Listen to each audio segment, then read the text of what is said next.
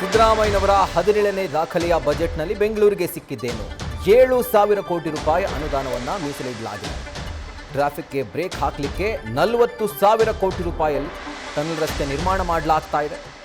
ಬೆಂಗಳೂರು ನಗರದಲ್ಲಿ ಕಾವೇರಿಯ 6ನೇ ಹಂತದ ಯೋಜನೆಯನ್ನ ಜಾರಿಗೆ ತರ್ತೀವಿ ಎನ್ನುವಂಥ ಮಾತನ್ನ ಬಜೆಟ್ನಲ್ಲಿ ಹೇಳಲಾಗಿದೆ.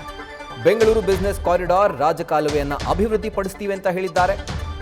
ಅದರ ಜೊತೆಗೆ 5 ನಗರ ಪಾಲಿಕೆಗಳಲ್ಲಿ ವಾರ್ಡ್, ರಸ್ತೆ ಅಥವಾ ಮೂಲಸೌಕರ್ಯ ಇದರ ಅಭಿವೃದ್ಧಿಗೂ ಕೂಡ ಸರ್ಕಾರ ಬದ್ಧವಾಗಿದೆ ಅನ್ನುವಂಥ ಮಾತನ್ನ ಬಜೆಟ್ನಲ್ಲಿ ಇವತ್ತು ಸಿಎಂ ಸಿದ್ದರಾಮಯ್ಯ ಹೇಳಿದ್ದಾರೆ. ಕಳೆದ ಬಾರಿ ಏನು ಅನುದಾನವನ್ನು ಸಿಎಂ ಸಿದ್ದರಾಮಯ್ಯನವರು ಬಜೆಟ್ನಲ್ಲಿ ಮೀಸಲಿಟ್ಟಿದ್ರು ಬೆಂಗಳೂರು ನಗರಕ್ಕೆ, ಬೆಂಗಳೂರು ನಗರದ ಅಭಿವೃದ್ಧಿಗೆ, ಅದೇ ಅನುದಾನವನ್ನು ಈಗ ಕಂಟಿನ್ಯೂ ಮಾಡಲಾಗಿದೆ. 7,000 ಕೋಟಿ ರೂಪಾಯಿ ಅನುದಾನ.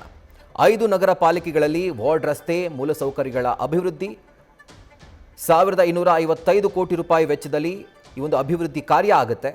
ಅದರ ಜೊತೆಗೆ ಪ್ರಮುಖವಾಗಿ ಕಾಡ್ತಿರುವಂಥ ಸಮಸ್ಯೆ ಬೆಂಗಳೂರಿನ ಜನತೆಗೆ ಪಾಟ್ ಹೋಲ್ ರಸ್ತೆ. ಹೀಗಾಗಿ 1,700 ಕೋಟಿ ರೂಪಾಯಿ ವೆಚ್ಚದಲ್ಲಿ 158 ಕಿಲೋಮೀಟರ್ ರಸ್ತೆಯನ್ನು ವೈಡ್ ಟಾಪಿಂಗ್ ಮಾಡಲಾಗುತ್ತೆ. ಇನ್ನು 1,936 ಕೋಟಿ ರೂಪಾಯಿಯಲ್ಲಿ ಮುಖ್ಯ ಮತ್ತು ಉಪಮುಖ್ಯ ರಸ್ತೆಗಳ ಅಭಿವೃದ್ಧಿ ಆಗುತ್ತೆ.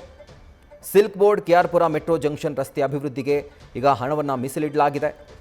ಔಟರ್ ರಿಂಗ್ ರೋಡ್ ಅಭಿವೃದ್ಧಿಗೆ 450 ಕೋಟಿ ರೂಪಾಯಿಯ ಯೋಜನೆಯನ್ನು ಕೈಗೊಳ್ಳಲಾಗಿದೆ ಈ ಒಂದು ಬಜೆಟ್ನಲ್ಲಿ.